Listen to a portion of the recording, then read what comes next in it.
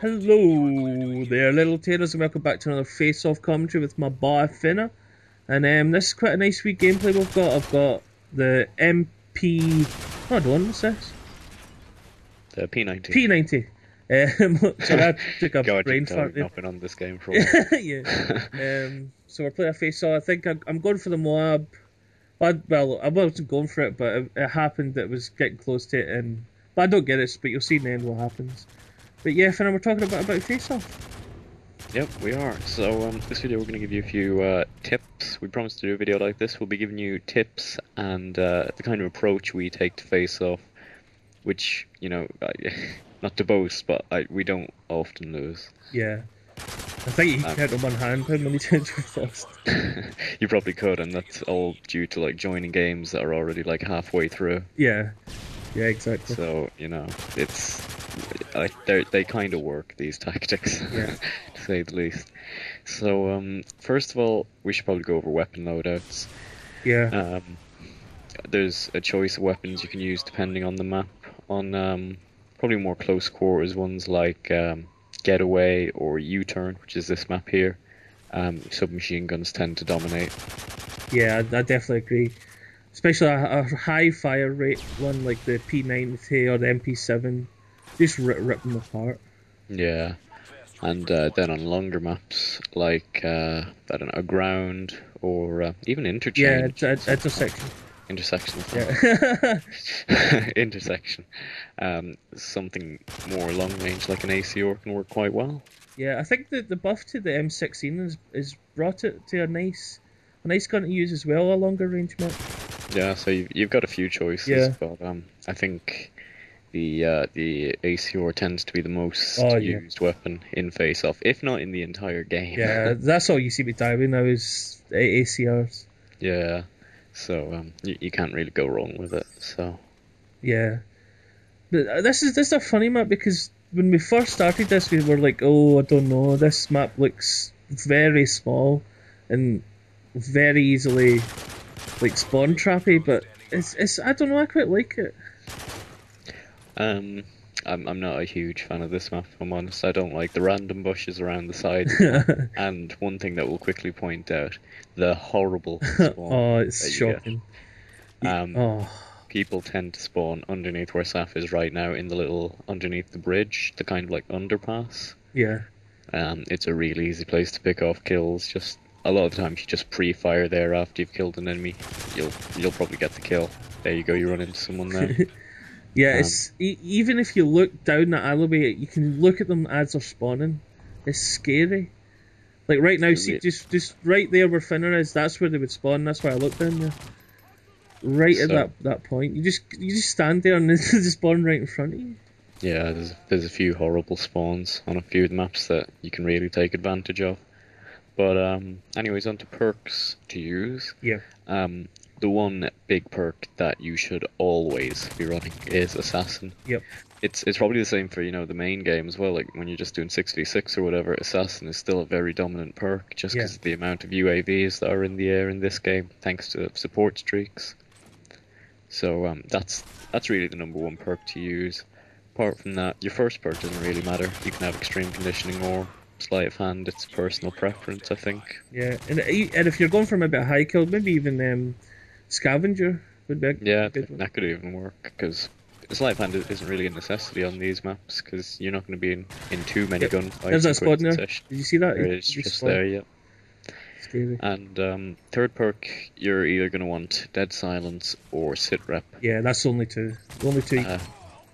Dead Silence if you're looking to run about like a dafty, and Sit Rep if you're looking to take a more slow approach, but it'll really pay off, because you know, with the recent patch to Sit Rep Pro, you can hear people quite far away, even with Dead Silence on, so that can be a big help.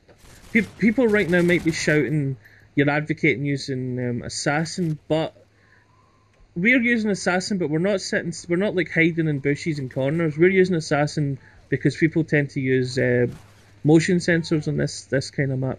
Yeah, that's the only reason we're using it. Fuck off. Right, you take over for a bit. Let's. Oh no, he's muted his mic.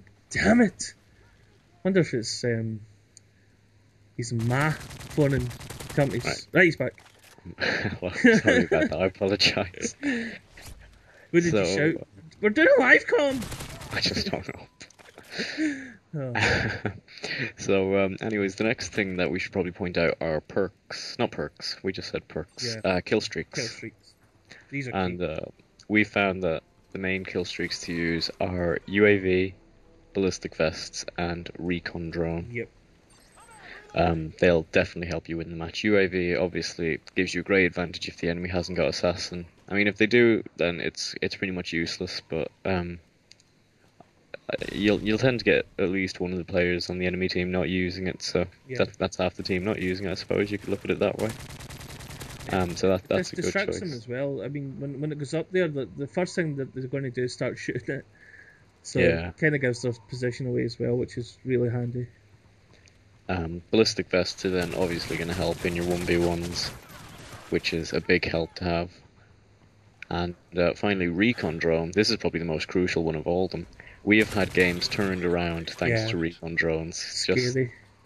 I think, what was it one time? We were like 2,900 points to 2,100. Yeah, they needed one kill. You called in the recon drone, we pulled it back. Yeah, it turns games on its head.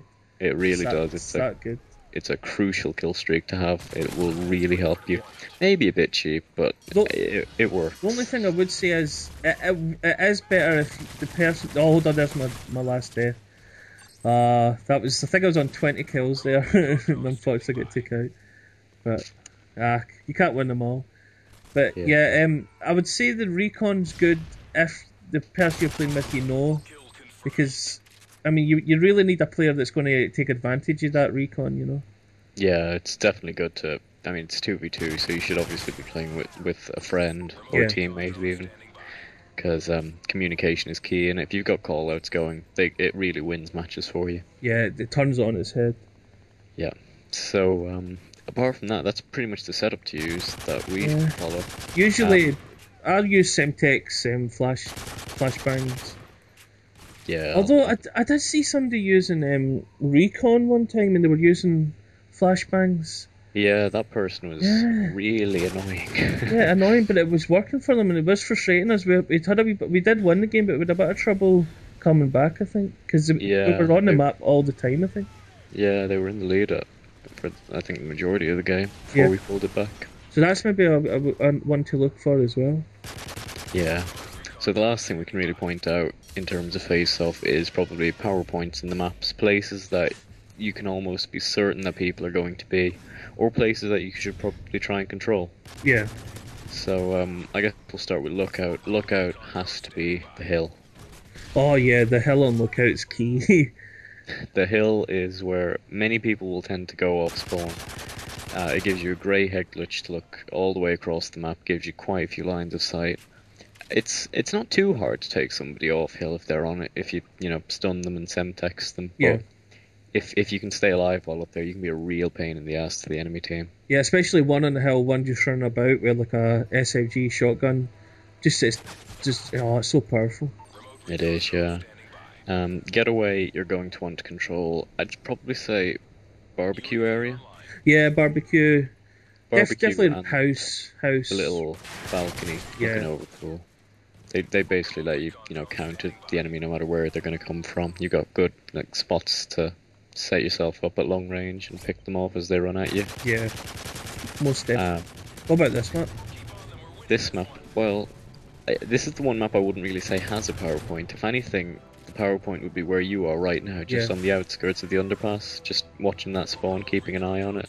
I quite like sitting at the bus as well, see the bus side? Yeah, that can be a good spot as well. Just sitting at the bus and going either side of the tunnels, quite handy. Yep. As well. Erosion, you're going to want to look out for people in the tower. Oh, yeah. Probably the tower and the little church is where you're going to find most of your enemies. So just watch out if you're ever going into either of them. A ground is pretty much either end of the map. Yeah. We'd like to call them wreckage, which is the side that leads into the cave, and steering, which is the part where the captain's quarters is on the other end of the map. That's mainly where people are going to be. Yeah, they spawn just bottom cave. 90% of the time, so it's quite handy. Yeah. And intersection. You're going to want to look out for the 2-story building, and finally Vortex at the house. Yeah, the house, because the spawn at the back of the car is ridiculous. It'll spawn behind you if you're standing in that car, which is insane. It's a place to always keep your eye on. But that's pretty much it. That's how we play Face Off. It works well for us. Yeah, as you can see by the scores here. Yeah, this game we went for just to see how many kills we could get while still winning the match. Yeah. And we racked up 64. No, 74. 74, that's what I said. Math fail. Oh dear. But yeah, thanks for watching, ladies and gentlemen. Little taters and the such, and we will be back with more Face Off content, won't we, Finner? We will. This has been DrunkOnTaters, and we're out. Good